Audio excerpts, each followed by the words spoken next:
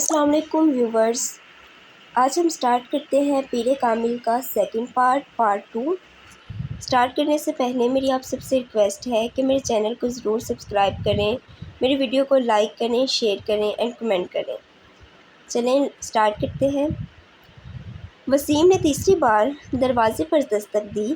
اس بار اندر سے امامہ کی آواز آئی، کون ہے؟ امامہ میں ہوں، دروازہ کھولو۔ وسیم نے دروازے سے اپنا ہاتھ ہٹاتے ہوئے کہا۔ اندر خاموشی چھا گئی۔ کچھ دیر بعد دروازے کلاک کھولنے کی آواز سنائی دی۔ کچھ دیر بعد دروازے کا لاک کھلنے کی آواز سنائی دی۔ وسیم نے دروازے کے ہینڈل کو گھما کر دروازہ کھول دیا۔ امامہ اس کی جانب پشت کیے اپنے بیڈ کی طرف بڑھی۔ تمہیں اس وقت کیا کام آن پڑا ہے مجھ سے؟ آخر تم نے اتنی جلدی دروازہ کیوں بند کر لیا تھا؟ ابھی تو 10 بجے ہیں۔ وسیم کمرے میں داخل ہوتے ہوئے بولا۔ بس نیند آ رہی تھی مجھے۔ وہ بیڈ پر بیٹھ گئی۔ وسیم اس کا چہرہ دیکھ کر چونک گیا۔ تم رو رہی تھی؟ بے اختیار اس کے منہ سے نکلا۔ امامہ کی آنکھیں سرخ اور سوجی ہوئی تھیں اور وہ اس سے نظریں چرانے کی کوشش کر رہی تھی۔ نہیں رو نہیں رہی تھی، بس سر میں کچھ درد ہو رہا تھا۔ امامہ نے مسکرانے کی کوشش کی۔ وسیم نے اس کے پاس بیٹھتے ہوئے اس کا ہاتھ پکڑ کر ٹمپریچر چیک کرنے کی کوشش کی۔ کہیں بخار تو نہیں ہے؟ اس نے کچھ تشویش بھرے انداز میں کہا اور پھر ہاتھ چھوڑ دیا۔ بخار تو نہیں ہے، پھر تم کوئی ٹیبلٹ لے لیتی۔ میں لے چکی ہوں۔ اچھا تم سو جاؤ، میں باتیں کرنے آیا تھا، مگر اب اس حالت میں کیا باتیں کروں گا تم سے؟ وسیم نے قدم باہر کی طرف بڑھاتے ہوئے کہا۔ امامہ نے اسے روکنے کی کوشش نہیں کی۔ وہ خود بھی اٹھ کر اس کے پیچھے گئی اور وسیم کے باہر نکلتے ہی اس نے دروازے کو پھر لاک کر لیا۔ بیڈ پر اوندھے منہ لیٹ کر اس نے تکیے میں منہ چھپا لیا۔ وہ ایک بار پھر ہچکیوں کے ساتھ رو رہی تھی۔ 13 سال کا وہ لڑکا اس وقت ٹی وی پر میوزک شو دیکھنے میں مصروف تھا۔ جب طیبہ نے اندر جھانکا، بے یقینی سے انہوں نے اپنے بیٹے کو دیکھا اور پھر کچھ ناراضی کے عالم میں اندر چلی آئیں۔ یہ کیا ہو رہا ہے؟ انہوں نے اندر آتے ہی کہا۔ ٹی وی دیکھ رہا ہوں۔ اس نے ٹی وی سے نظریں نہیں ہٹائی۔ ٹی وی دیکھ رہا ہوں، فار گاڈ سیک، تمہیں احساس نہیں ہے کہ تمہارے پیپرز ہو رہے ہیں؟ طیبہ نے اس کے سامنے آتے ہوئے کہا۔ So what? اس لڑکے نے اس بار کچھ خفگی سے کہا۔ So what? تمہیں اس وقت اپنے کمرے میں کتابوں کے درمیان ہونا چاہیے، نہ کہ یہاں اس بے ہودہ شو کے سامنے، طیبہ نے ڈانٹا۔ مجھے جتنا پڑھنا تھا میں پڑھ چکا ہوں، آپ سامنے سے ہٹ جائیں۔ اس کے لہجے میں ناگواری آ گئی۔ پھر بھی اٹھو اور اندر جا کر پڑھو، طیبہ نے اس طرح کھڑے کھڑے اس سے کہا۔ نہ میں یہاں سے اٹھوں گا، نہ اندر جا کر پڑھوں گا۔ میری اسٹڈیز اور پیپرز میرا مسئلہ ہے، آپ کا نہیں۔ اگر تمہیں اتنی پرواہ ہوتی اسٹڈیز کی تو اس وقت تم یہاں بیٹھے ہوتے۔ اسٹیپ اسائڈ، اس نے طیبہ کے جملے کو نظر انداز کرتے ہوئے بڑی بدتمیزی کے ساتھ ہاتھ کے اشارے سے کہا۔ آج تمہارے پاپا آ جائیں تو میں ان سے بات کرتی ہوں۔ طیبہ نے اسے دھمکانے کی کوشش کی۔ ابھی بات کر لیں، کیا ہوگا؟ پاپا کیا کر لیں گے؟ جب میں آپ کو بتا چکا ہوں کہ مجھے جتنی تیاری کرنی ہے میں نے کر لی ہے، تو پھر آپ کو کیا مسئلہ ہے؟ یہ تمہارے سالانہ امتحان ہے، تمہیں احساس ہونا چاہیے اس بات کا، طیبہ نے ایک دم اپنے لہجے کو نرم کرتے ہوئے کہا۔ میں کوئی 2-4 سال کا بچہ نہیں ہوں کہ میرے آگے پیچھے پھرنا پڑے آپ کو۔ میں اپنے معاملات میں آپ سے زیادہ سمجھدار ہوں، اس لیے 3rd کلاس قسم کے جملے مجھ سے مت بولا کریں۔ ایگزامز ہو رہے ہیں، اسٹڈیز پر دھیان دیں، اس وقت تمہیں اپنے کمرے میں ہونا چاہیے۔ میں تمہارے فادر سے بات کروں گی۔ واٹ اے ربش! وہ بات کرتے کرتے غصے میں صوفے سے اٹھ کر کھڑا ہو گیا۔ ہاتھ میں پکڑا ہوا ریموٹ اس نے پوری قوت سے سامنے والی دیوار پر دے مارا اور پاؤں پٹکتا ہوا کمرے سے نکل گیا۔ طیبہ کچھ بے بسی اور خفت کے عالم میں اسے کمرے سے باہر نکلتا ہوا دیکھتی رہی۔ فلومینا فرانسس نے اپنے ہاتھ میں پکڑے پیکٹ میز پر رکھتے ہوئے ایک نظر ہال میں دوڑائی۔ پیپر شروع ہونے میں ابھی 10 منٹ باقی تھے اور ہال میں موجود اسٹوڈنٹس کتابیں، نوٹس اور نوٹ بکس پکڑے تیزی سے صفحے آگے پیچھے کرتے ان پر آخری نظریں ڈال رہے تھے۔ ان کی جسمانی حرکات سے ان کی پریشانی اور اضطراب کا اظہار ہو رہا تھا۔ فلومینا فرانسس کے لیے یہ ایک بہت مانوس سین تھا۔ پھر ان کی نظریں ہال کے تقریباً درمیان بیٹھے ہوئے سالار پر جا ٹھہری۔ 25 اسٹوڈنٹ میں اس وقت وہ واحد اسٹوڈنٹ تھا جو اطمینان سے اپنی کرسی پر ٹانگ رکھے بیٹھا تھا۔ ایک ہاتھ میں اسکیل پکڑے آہستہ آہستہ اسے اپنے جوتے پر مارتے ہوئے وہ اطمینان سے ادھر ادھر دیکھ رہا تھا۔ فلومینا کے لیے یہ سین بھی نیا نہیں تھا۔ اپنے 7 سالہ کیریئر میں انہوں نے پیپرز کے دوران سالار کو اسی بے فکری اور لاپرواہی کا مظاہرہ کرتے پایا تھا۔ 9:02 پر انہوں نے سالار کے پاس سے گزرتے ہوئے اسے MCQs پر مبنی آبجیکٹیو پیپر تھمایا۔ 30 منٹ کے بعد اسے وہ پیپر ان سے لینا تھا۔ 9:10 پر انہوں نے سالار کو اپنی کرسی سے کھڑا ہوتے دیکھا۔ اس کے کھڑے ہوتے ہی حال میں اس سے پیچھے موجود تمام اسٹوڈنٹ نے سر اٹھا کر اسے دیکھا۔ وہ پیپر ہاتھ میں لیے فلومینا فرانس کی طرف جا رہا تھا۔ فلومینا فرانس کے لیے یہ بھی ریاضی نہیں تھا، وہ پہلے بھی یہی کچھ دیکھتی آئی تھی۔ 30 منٹ میں حل کیا جانے والا پیپر وہ 8 منٹ میں حل کر کے ان کے سر پر کھڑا تھا۔ پیپر کو دوبارہ دیکھ لو، انہوں نے یہ جملہ اس سے نہیں کہا، وہ جانتی تھی اس کا جواب کیا ہوگا۔ میں دیکھ چکا ہوں۔ وہ اگر اسے ایک بار پھر پیپر دیکھنے پر مجبور کرتی تو وہ ہمیشہ کی طرح پیپرز لے کر جا کر اپنی کرسی کے ہتھے پر رکھ کر بازو سینے پر لپیٹ کر بیٹھ جاتا۔ انہیں یاد نہیں تھا کہ کبھی اس نے ان کے کہنے پر پیپر کو دوبارہ چیک کیا ہو، اور وہ یہ تسلیم کرتی تھی کہ اسے اس کی ضرورت بھی نہیں تھی۔ اس کے پیپر میں کسی ایک بھی غلطی کو ڈھونڈنا بہت مشکل کام تھا۔ انہوں نے ایک ہلکی سی مسکراہٹ کے ساتھ اس کے ہاتھ سے پیپر پکڑ لیا۔ تم جانتے ہو سالار، میری زندگی کی سب سے بڑی تمنا کیا ہے؟ انہوں نے پیپر پر نظر ڈالتے ہوئے کہا کہ میں تمہیں 30 منٹ کا پیپر 30 منٹ کے بعد سبمٹ کرواتے ہوئے دیکھوں۔ کہ میں تمہیں 30 منٹ کا پیپر 30 منٹ کے بعد سبمٹ کرواتے ہوئے دیکھوں۔ وہ ان کی بات پر خفیف سے انداز میں مسکرایا۔ آپ کی یہ خواہش اس صورت پوری ہو سکتی ہے میم، اگر میں یہ پیپر 1.5 سال کی عمر میں حل کرنے بیٹھوں۔ 150 سال کی عمر میں حل کرنے بیٹھوں؟ نہیں، میرا خیال ہے 150 سال کی عمر میں تم یہ پیپر 10 منٹ میں کرو گے۔ اس بار وہ ہنسا اور واپس مڑ گیا۔ فلومینا فرانسس نے ایک نظر اس کے پیپر کے صفحات کو الٹ پلٹ کر دیکھا۔ ایک سرسری سی نظر بھی انہیں یہ بتانے کے لیے کافی تھی کہ وہ اس پیپر میں کتنے نمبر گنوائے گا۔ 0۔ سلما نے اپنی بیٹی کے ہاتھوں میں گفٹ پیپر میں لپٹے ہوئے پیکٹ کو حیرانی سے دیکھا۔ یہ کیا ہے ماما؟ تم تو مارکیٹ گئی تھی، شاید کچھ کتابیں لینی تھی تمہیں؟ ہاں امی، مجھے کتابیں ہی لینی تھی، مگر کسی کو تحفے میں دینے کے لیے۔ کس کو تحفہ دینا ہے؟ وہ لاہور میں ایک دوست ہے میری، اس کی سالگرہ ہے، اسی کے لیے خریدا ہے۔ کوریئر سروس کے ذریعے بھجوا دوں گی کیونکہ مجھے تو ابھی یہاں رہنا ہے۔ لاؤ پھر مجھے دے دو یہ پیکٹ، میں وسیم کو دوں گی، وہ بھجوا دے گا۔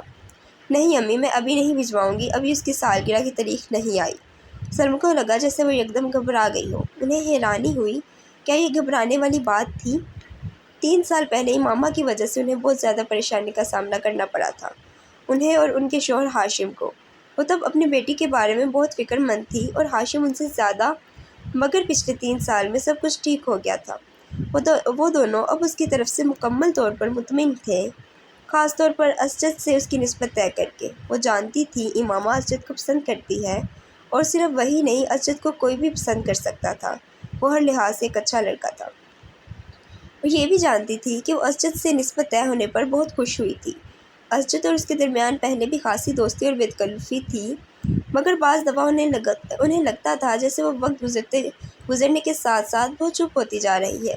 وہ پہلے ایسی نہیں تھی، مگر اب وہ اسکول جانے والی بچی بھی تو نہیں رہی، میڈیکل کالج کی اسٹوڈنٹ ہے، پھر وقت بھی کہاں ہوتا ہے اس کے پاس۔ سلما ہمیشہ خود کو تسلی دے لیتی۔ وہ ان کی سب سے چھوٹی بیٹی تھی، بڑی دونوں بیٹیوں کی وہ شادی کر چکی تھی، ایک بیٹی کی بھی شادی کر چکی تھی، جبکہ 2 بیٹے اور امامہ غیر شادی شدہ تھے۔ اچھا ہی ہے کہ یہ سنجیدہ ہوتی جا رہی ہے، لڑکیوں کے لیے سنجیدگی اچھی ہوتی ہے، انہیں جتنی جلدی اپنی ذمہ داریوں کا احساس ہو جائے اتنا ہی اچھا ہے۔ سلما نے ایک گہری سانس لیتے ہوئے امامہ سے نظریں ہٹا لی۔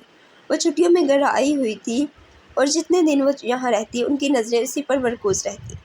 پتہ نہیں یہ ساجد کہاں رہ گیا، جو بھی کام اس کے ذمہ لگاؤ بس بھول ہی جاؤ۔ انہیں اچانک اپنے ملازم کا خیال آیا جس کے پیچھے وہ لاؤنج میں آئی تھی، بڑبڑاتے ہوئے وہ لاؤنج سے نکل گئی۔ یہ نیو ایئر نائٹ تھی، نیا سال شروع ہونے میں 30 منٹ باقی تھے۔ 10 لڑکوں پر مشتمل 14-15 سال کے لڑکوں کا وہ گروپ پچھلے 2 گھنٹے سے اپنے اپنے موٹر سائیکلز پر شہر کی مختلف سڑکوں پر اپنے کرتب دکھانے میں مصروف تھا۔ ان میں سے چند نے اپنے ماتھے پر چمکدار بینڈز باندھے ہوئے تھے جن پر نئے سال کے حوالے سے مختلف پیغامات درج تھے۔ وہ لوگ 1 گھنٹہ پہلے پوش علاقے کی ایک بڑی سپر مارکیٹ میں موجود تھے اور وہاں وہ مختلف لڑکوں پر آوازیں کستے رہے تھے۔ اپنی بائکس پر سوار اب مختلف پر چکر لگا رہے تھے۔ ان کے پاس فائر کریکرز موجود تھے جنہیں وہ وقتاً فوقتاً چلا رہے تھے۔ 11:15 پر وہ جم خانے کے باہر موجود تھے جہاں پارکنگ لاٹ گاڑیوں سے بھر چکا تھا۔ یہ گاڑیاں ان لوگوں کی تھیں جو جم خانے میں نئے سال کے سلسلے میں ہونے والی ایک پارٹی میں آئے تھے۔ اور لڑکوں کے پاس بھی اس پارٹی کے دعوتی کارڈ موجود تھے، کیونکہ ان میں سے تقریباً تمام کے والدین جم خانہ کے ممبر تھے۔ وہ لڑکے اندر پہنچے تو 11:55 ہو رہے تھے۔ چند منٹوں بعد ڈانس فلور سمیت تمام جگہوں کی لائٹس آف ہو جانی تھی۔ اس کے بعد باہر لان میں آتش بازی کے ایک مظاہرے کے ساتھ نیا سال شروع ہونے پر لائٹس آن ہونا تھی، اور اس کے بعد تقریباً تمام رات وہاں رقص کے ساتھ ساتھ شراب پی جاتی، جس کا اہتمام نئے سال کی تقریب کے لیے جم خانہ کی انتظامیہ خاص طور پر کرتی تھی۔ لائٹس آف ہوتے ہی وہاں ایک بدتمیزی کا آغاز ہو جاتا تھا، اور وہاں موجود لوگ اسی طوفان بدتمیزی کے لیے وہاں آئے تھے۔ 15 سالہ وہ لڑکا بھی 10 لڑکوں کے اس گروپ کے ساتھ آنے کے بعد اس وقت ڈانس فلور پر ایک بیڈ پر ڈانس کر رہا تھا۔ ڈانس میں اس کی مہارت قابل دید تھی۔ 12 بجنے میں 10 سیکنڈ رہ جانے پر لائٹس آف ہو گئی تھی، اور ٹھیک 12 بجے لائٹس یکدم دوبارہ آن کر دی گئی۔ اندھیرے کے بعد سیکنڈز گننے والوں کی آوازیں اب شور اور خوشی کے قہقہوں اور چیخوں میں بدل گئی تھی۔ چند سیکنڈز پہلے تھم جانے والا میوزک ایک بار پھر بجایا جانے لگا۔ وہ لڑکا اب اپنے دوستوں کے ساتھ باہر پارکنگ میں آ گیا، جہاں بہت سے لڑکے اپنی اپنی گاڑیوں کے ہارن بجا رہے تھے۔ انہی لڑکوں کے ساتھ بیئر کے کین پکڑے وہ وہاں موجود ایک گاڑی کی چھت پر چڑھ گیا۔ اس لڑکے نے گاڑی کی چھت پر کھڑے کھڑے اپنی جیکٹ کی جیب سے بیئر کا ایک بھرا ہوا کین نکالا اور پورے قوت سے کچھ فاصلے پر کھڑی ایک گاڑی کے ونڈو اسکرین پر دے مارا۔ ایک دھماکے کے ساتھ گاڑی کا ونڈو اسکرین چور چور ہو گئی۔ وہ لڑکا اطمینان کے ساتھ اپنے بائیں ہاتھ میں پکڑا کین پیتا رہا۔ وہ پچھلے آدھے گھنٹے سے کامران کو ویڈیو گیم کھیلتے دیکھ رہا تھا۔ اسکرین پر موجود اسکور میں کوئی خاص اضافہ نہیں ہو رہا تھا۔ شاید اس کی وجہ وہ مشکل ٹریک تھا جس پر کامران کو گاڑی ڈرائیو کرنی تھی۔ سلار لاؤنج کے صوفوں میں سے ایک صوفے پر بیٹھا اپنی نوٹ بک پر کچھ لکھنے میں مصروف تھا، مگر وقتاً فوقتاً نظر اٹھا کر ٹی وی اسکرین کو بھی دیکھ رہا تھا، جہاں کامران اپنی جدوجہد میں مصروف تھا۔ ٹھیک آدھ گھنٹے بعد اس نے نوٹ بک بند کر کے سامنے پڑی میز پر رکھ دی، پھر منہ پر ہاتھ رکھ کر جماہی روکی۔ دونوں ٹانگیں سامنے پڑی میز پر رکھ کر اور دونوں ہاتھوں کی انگلیاں سر کے پیچھے باندھے وہ کچھ دیر اسکرین کو دیکھتا رہا، جہاں کامران اپنے تمام چانسز ضائع کرنے کے بعد ایک بار پھر نیا گیم کھیلنے کی تیاری کر رہا تھا۔ کیا پرابلم ہے کامران؟ سلار نے کامران کو مخاطب کیا۔ ایسے ہی نیا گیم لے کر آیا ہوں، مگر اسکور کرنے میں بڑی مشکل ہو رہی ہے، کامران نے بیزاری سے کہا۔ اچھا مجھے دکھاؤ۔ اس نے صوفے سے اٹھ کر ریموٹ کنٹرول اس کے ہاتھ سے لے لیا۔ کامران نے دیکھا، پہلے 20 سیکنڈ میں ہی سلار اسے جس اسپیڈ پر دوڑا رہا تھا اس اسپیڈ پر کامران اب تک نہیں دوڑا پایا۔ جو ٹریک اسے بہت مشکل لگ رہا تھا وہ سلار کے سامنے ایک بچگانہ چیز محسوس ہو رہا تھا۔ 1 منٹ بعد وہ جس اسپیڈ پر گاڑی دوڑا رہا تھا اس اسپیڈ پر کامران کے لیے اس پر نظریں جمانا مشکل ہو گیا، جبکہ سلار اس اسپیڈ پر بھی گاڑی کو مکمل طور پر کنٹرول کیے ہوئے تھا۔ 3 منٹ کے بعد کامران نے پہلی گاڑی کو ڈگمگاتے اور پھر ٹریک سے اتر کر دھماکے کے ساتھ تباہ کرتے دیکھا۔ کامران نے کچھ مسکراتے ہوئے مڑ کر سلار کو دیکھا۔ گاڑی کیوں تباہ ہوئی تھی وہ جان گیا تھا۔ ریموٹ اب سلار کے ہاتھ کی بجائے میز پر پڑا تھا اور وہ اپنی نوٹ بک اٹھائے کھڑا ہو رہا تھا۔ کامران نے سر اٹھا کر اسے دیکھا۔ بہت بورنگ گیم ہے، سلار نے تبصرہ کیا، اور کامران کی ٹانگوں کو پھلانگتے ہوئے لاؤنج سے باہر نکل گیا۔ کامران ہونٹ بھینچے 7 ہندسوں پر مبنی اس اسکور کو دیکھ رہا تھا جو اسکرین کے ایک کونے میں جگمگا رہا تھا۔ کچھ نہ سمجھ میں آنے والے انداز میں اس نے بیرونی دروازے کو دیکھا جس سے وہ غائب ہوا تھا۔ وہ دونوں ایک بار پھر خاموش تھے۔ اسجد کو الجھن ہونے لگی۔ امامہ اتنی کم گو نہیں تھی جتنی وہ اس کے سامنے ہو جاتی تھی۔ پچھلے آدھے گھنٹے میں اس نے گنتی کے لفظ بولے تھے، وہ اسے بچپن سے جانتا تھا۔ وہ بہت خوش مزاج تھی۔ ان دونوں کی نسبت ٹھہرائے جانے کے بعد بھی ابتدائی سال میں اس میں کوئی تبدیلی نہیں آئی۔ اسجد کو اس سے بات کر کے خوشی محسوس ہوتی تھی۔ وہ بلا کی حاضر جواب تھی، مگر پچھلے کچھ سالوں میں وہ یکدم بدل گئی تھی، اور میڈیکل کالج میں جا کر تو یہ تبدیلی اور بھی زیادہ محسوس ہونے لگی تھی۔ اسجد کو بعض دفعہ یوں محسوس ہوتا جیسے اس سے بات کرتے ہوئے وہ حد درجہ محتاط رہتی ہے۔ کبھی وہ الجھی ہوئی سی محسوس ہوتی اور کبھی اسے اس کے لہجے میں عجیب سی سرد مہری محسوس ہوتی۔ اسے لگتا وہ جلد از جلد اس سے چھٹکارا پا کر اس کے پاس سے اٹھ کر چلی جانا چاہتی ہے۔ اس وقت بھی وہ ایسا ہی محسوس کر رہا تھا۔ میں کئی بار سوچتا ہوں کہ میں خواہ ہی تمہارے لیے یہاں آنے کا تردد کرتا ہوں۔ تمہیں تو اس سے کوئی فرق نہیں پڑتا ہوگا کہ میں آؤں یا نہ آؤں، اسجد نے ایک گہری سانس لے کر کہا۔ وہ اس کے بالمقابل لان چیئر پر بیٹھی دور باؤنڈری والز پر چڑھی ہوئی بیل کو گھور رہی تھی۔ ارشد کی شکایت پر اس نے گردن ہلائے بغیر اپنی نظریں بیل سے ہٹا کر ارشد پر مرکوز کر دی۔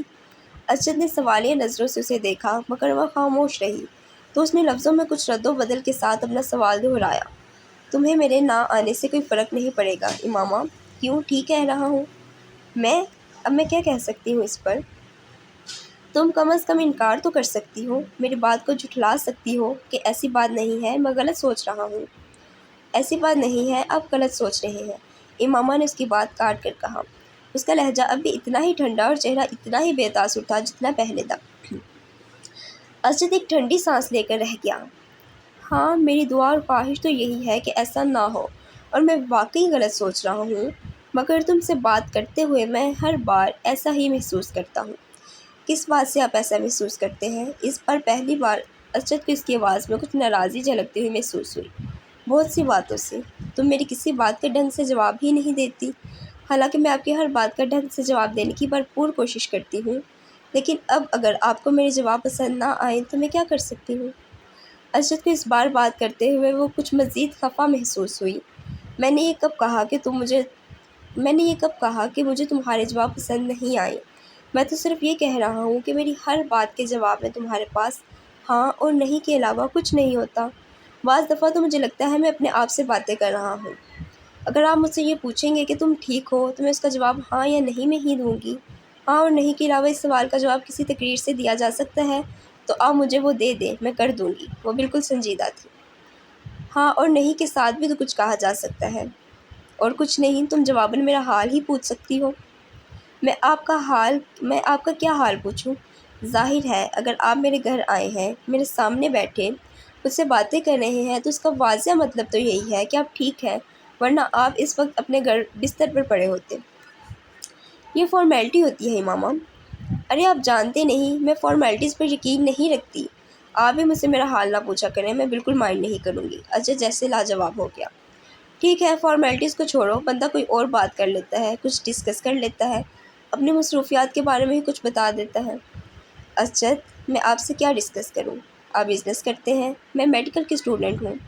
آپ سے میں کیا پوچھوں؟ اسٹاک مارکیٹ کی پوزیشن، ٹرینڈ بلش تھا یا بیریش انڈیکس میں کتنے پوائنٹس کا اضافہ ہوا، یا اگلی کنسائنمنٹ کہاں بھیج رہے ہیں، اس بار گورنمنٹ نے آپ کو کتنی ریبٹ دی؟ اس کا لہجہ اب بھی اتنا ہی سرد تھا۔ یا آپ سے اناٹومی ڈسکس کروں، کون سے معامل انسان کے جگر کو متاثر کر سکتے ہیں؟ بائی پاس سرجری میں اس سال کون سی نئی تکنیک استعمال کی گئی ہے؟ دل کی دھڑکن بحال کرنے کے لیے کتنے وولٹ کا الیکٹرک شاک دیا جا سکتا ہے؟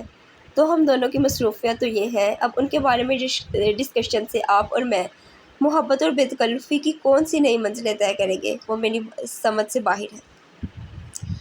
ارشد کا چہرہ سرخ ہو گیا۔ اب وہ اس لمحے کو کوس رہا تھا جب اس نے امامہ سے شکایت کی تھی۔ اور بھی تو مصروفیات ہوتی ہیں انسان کی، ارشد نے قدرے کمزور لہجے میں کہا۔ نہیں، پڑھائی کے علاوہ میری تو اور کوئی مصروفیات نہیں ہے، امامہ نے قطعیت سے سر ہلاتے ہوئے کہا۔ پہلے بھی تو ہم دونوں آپس میں بہت سی باتیں کرتے تھے۔ امامہ نے اس کی بات کاٹ دی۔ پہلے کی بات چھوڑیں، اب میں وقت ضائع کرنا افورڈ نہیں کر سکتی۔ حیرت مجھے آپ پر ہو رہی ہے، آپ بزنس مین ہو کر اتنی میچور اور ایموشنل سوچ رکھتے ہیں۔ آپ بزنس مین ہو کر اتنی امیچور اور ایموشنل سوچ رکھتے ہیں۔ آپ تو خود پر پریکٹیکل ہونا چاہیے۔ آپ کو تو خود بہت پریکٹیکل ہونا چاہیے۔ ارشد کچھ بول نہ سکا۔ ہم دونوں کے درمیان جو رشتہ ہے وہ ہم دونوں جانتے ہیں۔ اب اگر آپ میری پریکٹیکل اپروچ کو بے التفاتی، بے نیازی، ناراضی سمجھیں تو میں کیا کر سکتی ہوں؟ میں آپ کے ساتھ یہاں بیٹھی ہوں تو اس کا مطلب یہی ہے کہ میں اس رشتے کو اہمیت دیتی ہوں، ورنہ کوئی اجنبی تو اس طرح یہاں میرے ساتھ بیٹھ کر چائے نہیں پی سکتا۔ وہ ایک لمحے کے لیے رکی۔ اور جہاں تک اس بات کا تعلق ہے کہ آپ کے آنے یا نہ آنے سے مجھے کوئی فرق پڑے گا یا نہیں، حقیقت یہ ہے کہ ہم دونوں ہی بہت مصروف رہتے ہیں۔ ہم ماڈرن ایج کی پیداوار ہیں، نہ میں کوئی ہیر ہوں نہ آپ رانجھے کے قبیلے سے تعلق رکھتے ہیں کہ میرے لیے گھنٹوں یہ فرائض سر انجام دیں۔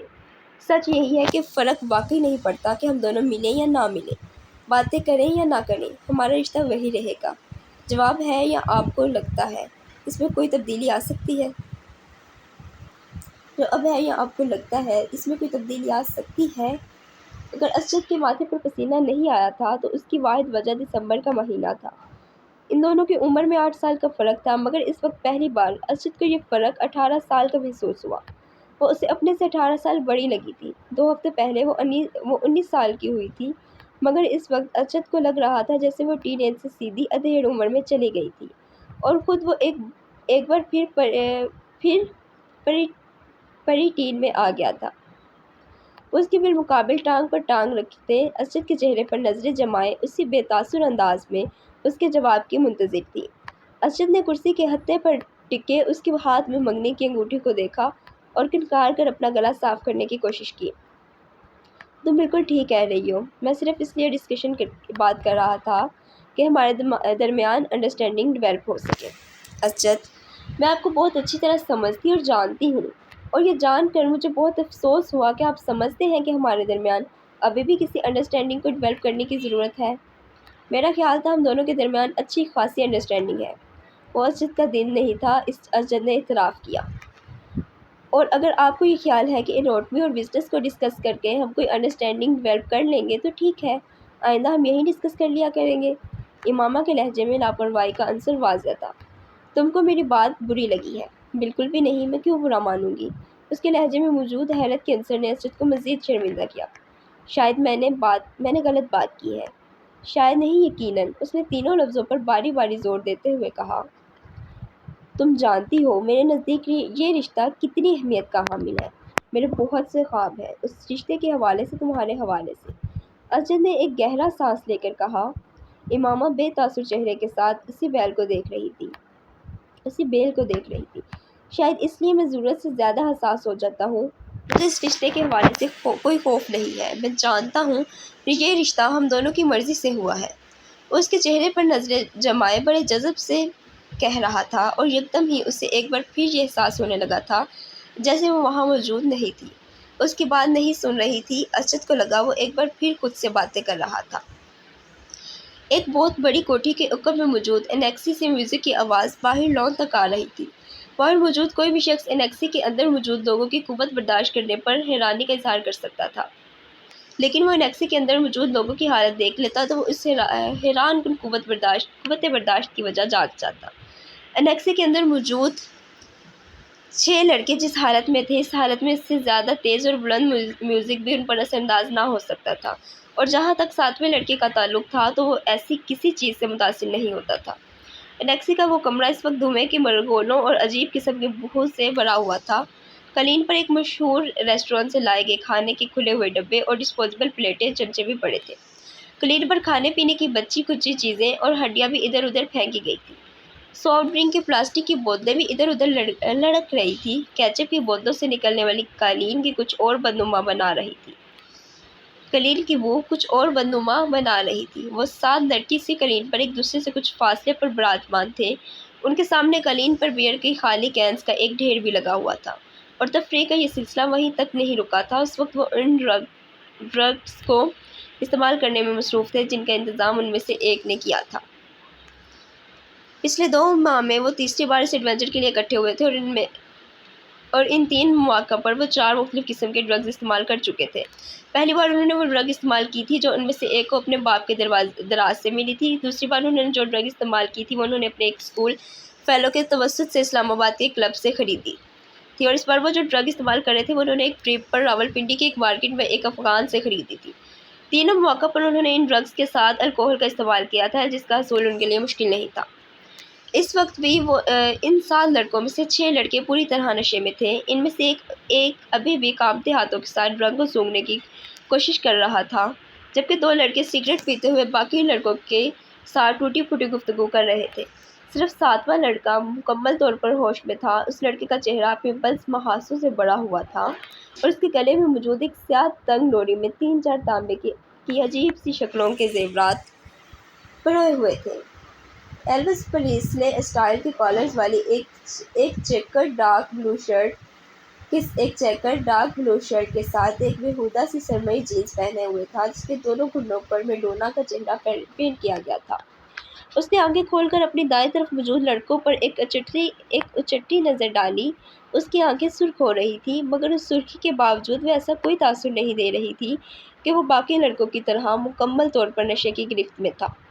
چند منٹ انہیں دیکھنے کے بعد اس نے سیدھے ہوتے ہوئے ڈبیا میں موجود باقی ڈرگ کو ان میں ڈال دی اور ایک چھوٹی سی اسٹرا کے ساتھ اسے سونگھنے لگا۔ کافی دیر کے بعد اس نے اسٹرا کو ایک طرف پھینک دیا اور اپنے ہاتھ کی پور پر تھوڑی سی ڈرگ رکھ کر زبان کی نوک کے ساتھ کچھ دلچسپی، تجسس مگر احتیاط کے ساتھ اسے چکھا۔ دوسرے ہی لمحے اس نے برق رفتاری کے ساتھ اپنے بائیں جانب تھوکا۔ ڈرگ یقیناً بہت اچھی کوالٹی کی تھی۔ اس کی آنکھیں اب پہلے سے زیادہ سرخ ہو رہی تھیں، مگر ابھی بھی وہ اپنے ہوش و حواس میں تھا۔ اس کے چہرے کے تاثرات سے اندازہ ہو رہا تھا کہ وہ اپنی سرگرمی سے کچھ زیادہ محفوظ نہیں ہوا۔ 1-2 منٹ کے بعد اس نے اپنے پاس قالین پر پڑے ہوئے بیئر کے کین سے چند گھونٹ لیتے ہوئے ڈرگ کے ذائقے کو صاف کرنے کی کوشش کی۔ کین رکھنے کے بعد وہ چند منٹ تک کون میں موجود ڈرگ کو دیکھتا رہا۔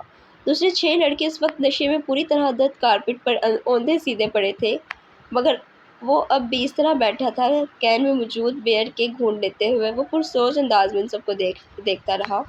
اس کی آنکھیں اب متورم ہو رہی تھیں، مگر ان میں موجود چمک بتا رہی تھی کہ وہ ابھی بھی مکمل طور پر نشے میں نہیں ہے۔ یہ اس کے ساتھ تیسری بار ہوا تھا۔ پہلی 2 بار ڈرگ استعمال کرنے کے بعد وہ اسی طرح بیٹھا رہا تھا، جبکہ اس کے دوست بہت جلد نشے میں دھت ہوئے تھے۔ رات کے پچھلے پہر وہ ان لوگوں کی اسی حالت میں چھوڑ کر خود گھر آ گیا تھا۔ آج بھی وہ یہی کرنا چاہتا تھا۔ کمرے کے اندر موجود ڈرگ کی بو سے اب پہلی بار وہ الجھنے لگا۔ اس نے کھڑا ہونے کی کوشش کی اور وہ لڑکھڑایا۔ اپنی لڑکھڑاہٹ پر قابو پاتے ہوئے وہ سیدھا کھڑا ہو گیا۔ نیچے جھک کر اس نے کارپٹ سے کی رنگ، والیٹ اور کریڈٹ کارڈ اٹھائے۔ پھر آگے بڑھ کر اس نے اسٹیرو کو بند کر دیا۔ اپنے متورم اور سرخ آنکھوں سے اس نے کمرے میں ایک نظر دوڑائی، یوں جیسے وہ کوئی چیز یاد کرنے کی کوشش کر رہا ہو۔ پھر وہ کمرے کے دروازے کی طرف بڑھ گیا۔ ایک بار پھر نیچے بیٹھ کر اس نے جاگرز پہنے اور ان کے تسموں کو ٹخنے کے گرد لپیٹ کر گھیرا باندھ دی۔ پھر دروازے کا لاک کھول کر وہ باہر نکل گیا۔ روشنی سے یکدم وہ کوریڈور کی تاریکی میں آ گیا تھا۔ اندھیرے میں اپنا راستہ ڈھونڈتے ہوئے وہ انیکسی کے بیرونی دروازے کو کھولتا ہوا باہر لان میں آ گیا۔ انیکسی کی سیڑھیاں اترتے ہوئے اسے اپنی ناک سے کوئی چیز بہتی ہوئی محسوس ہوئی۔ بایاں ہاتھ اٹھا کر اس نے اپنے اوپری ہونٹ پر رکھا۔ اس کی انگلیاں چپچپانے لگیں۔ اس نے ہاتھ اٹھاتے ہوئے اپنی انگلیوں کو انیکسی کی بیرونی لائٹ کی روشنی میں دیکھا۔ اس کی پوروں پر خون کے قطرے لگے ہوئے تھے۔ اس نے اپنے ٹراؤزر کی جیب ٹٹولتے ہوئے اندر سے ایک رومال برآمد کیا اور اپنی پوروں پر لگا ہوا خون صاف کیا۔ اس کے بعد اسی رومال کے ساتھ اس نے اپنی ناک سے چمکنے والا خون صاف کیا۔ اسے اپنے حلق میں کوئی چیز چبھتی ہوئی محسوس ہوئی۔ اس نے کھنکار کر اپنا گلا صاف کرنے کی کوشش کی۔ اسے اب اپنے سینے میں بھی گھٹن کا احساس ہونے لگا۔ چند گہرے سانس لے کر اس نے اس گھٹن کو کم کرنے کی کوشش کی۔ وہیں کھڑے کھڑے اس نے 2-3 بار نیچے تھوکا اور ایک بار پھر سیڑھیاں اترنے کے لیے قدم بڑھایا۔ وہ یکدم ٹھٹک گیا۔ اس کی ناک میں عجیب سی سنسناہٹ ہوئی اور پھر یکدم کوئی چیز پوری قوت سے بہنے لگی۔ وہ بے اختیار کمر کے بل جھک گیا۔ ایک دھار کی صورت میں اس کے ناک سے نکلنے والا خون سیڑھیوں پر گرنے لگا تھا۔ ماربل پر پھسلتا ہوا خون۔ وہ اسے دیکھتا رہا۔